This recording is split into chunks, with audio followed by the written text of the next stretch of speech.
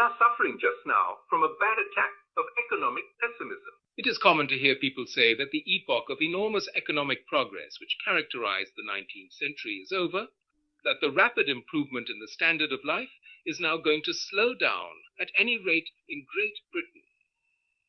That a decline in prosperity is more likely than an improvement in the decade which lies ahead of us. I believe that this is a wildly mistaken interpretation of what is happening to us. We are suffering not from the rheumatics of old age, but from the growing pains of over-rapid changes, from the painfulness of readjustment between one economic period and another. The increase of technical efficiency has been taking place faster than we can deal with the problem of labor absorption. The improvement in the standard of life has been a little too quick. The banking and monetary system of the world has been preventing the rate of interest from falling as fast as equilibrium requires. The prevailing world depression, the enormous anomaly of unemployment in a world full of wants, the disastrous mistakes we have made, blind us to what is going on under the surface, to the true interpretation of the trend of things. For I predict that both of the two opposed errors of pessimism, which now make so much noise in the world, will be proved wrong in our own time. The pessimism of the revolutionaries, who think that things are so bad that nothing can save us but violent change, and the pessimism of the reactionaries, who consider the balance of our economic and social life so precarious that we must risk no experiments. My purpose in this essay, however, is not to examine the present or the near future, but to disembarrass myself of short views and take wings into the future. What can we reasonably expect the level of our economic life to be 100 years hence? What are the economic possibilities for our grandchildren? From the earliest times of which we have record back, say, to 2,000 years before Christ, down to the beginning of the 18th century, there was no very great change in the standard of life of the average man living in the civilized centers of the earth.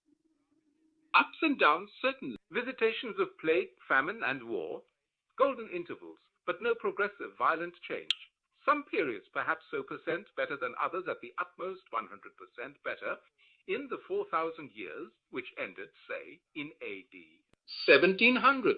This slow rate of progress or lack of progress was due to two reasons: to the remarkable absence of important technical improvements and to the failure of capital to accumulate. The absence of important technical invention between the prehistoric age and comparatively modern times is truly remarkable.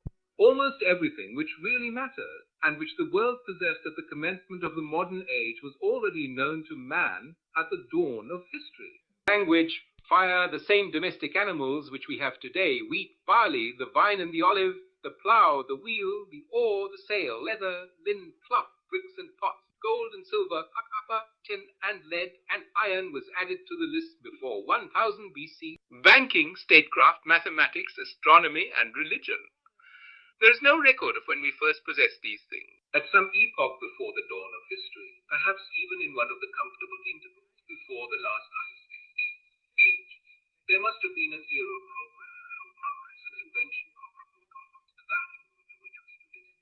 But through the greater depression of today's greater part of the modern age opened, I think, with the accumulation of capital which began in the 16th century. I believe, for reasons with which I must not encumber the present argument, that this was initially due to the rise of prices, and the profits to which that led, which resulted from the treasure of gold and silver which Spain brought from the New World into the Old.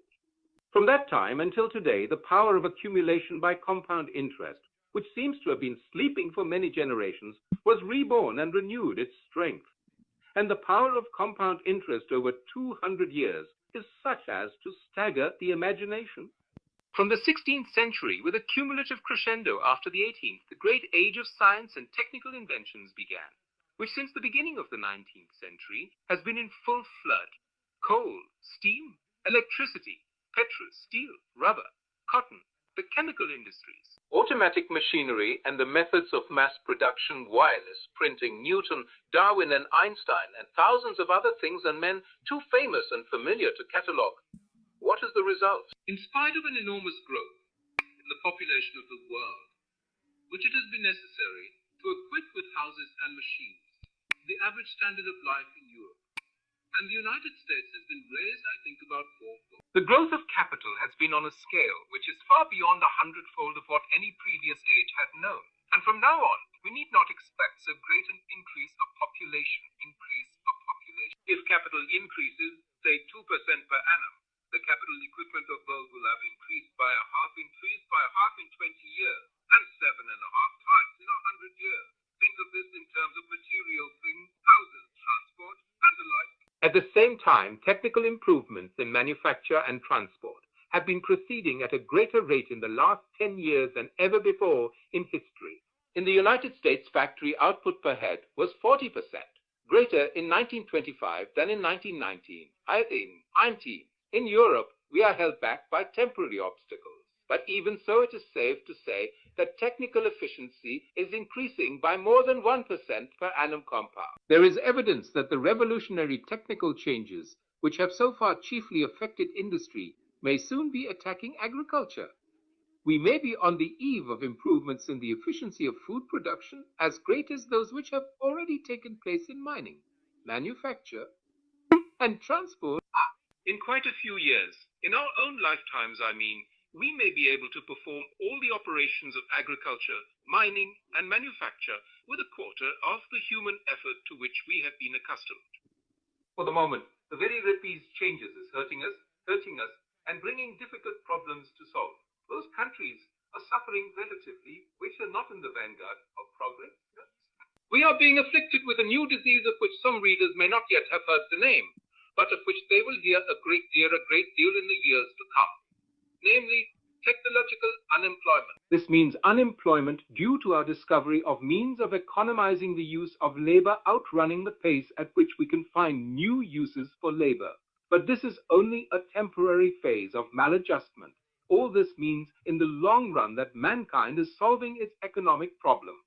I would predict that the standard of life in progressive countries 100 years hence will be between 4 and 8 times as high as it is. There would be nothing surprising in this, even in the light of our present. It would not be foolish to contemplate the possibility of a far greater progress still.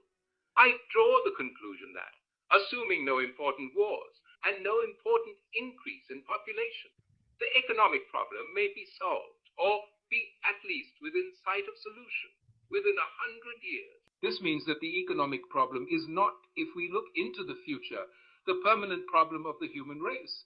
Why, you may ask, is this so startling? It is startling because if, instead of looking into the future, we look into the past, we find that the economic problem, the struggle for subsistence, always has been hitherto the primary, most pressing problem of the human race. Not only of the human race, but of the whole of the biological kingdom from the beginnings of life in its most primitive forms. Thus we have been expressly evolved by nature, with all our impulses and deepest instincts, for the purpose of solving the economic problem. If the economic problem is solved, mankind will be deprived of its traditional purpose. Will this be a benefit? If one believes at all in the real values of life, the prospect at least opens up the possibility of benefit. Yet I think with dread of the readjustment of the habits and instincts of the ordinary man, bred into him for countless generations, which he may be asked to discard within a few decades. The strenuous, purposeful moneymakers may carry all of us along with them into the lap of others. But it will be those people who can keep alive and cultivate into a fuller perfection the art of life itself, and do not sell themselves for the means of life, who will be able to enjoy the abundance when it comes. Yet there is no country and no people, I think, who can look forward to the age of leisure and of abundance without a dread, for we have been trained too long to strive and not to enjoy, and not to enjoy. It is a fearful problem for the ordinary person with no special talents to occupy himself, especially if he no longer has roots in the soil, or in custom, or in the beloved conventions of a tradition. To judge from the behavior and the achievements of the wealthy classes today in any quarter of the world, the outlook is very depressing. For these are, so to speak, our advance guard, those who are spying out the promised land for the rest of us and pitching their... They have most of them failed disastrously. So it seems to me, those who have an independent income, but no associations, or duties, to solve the problem which has been set them.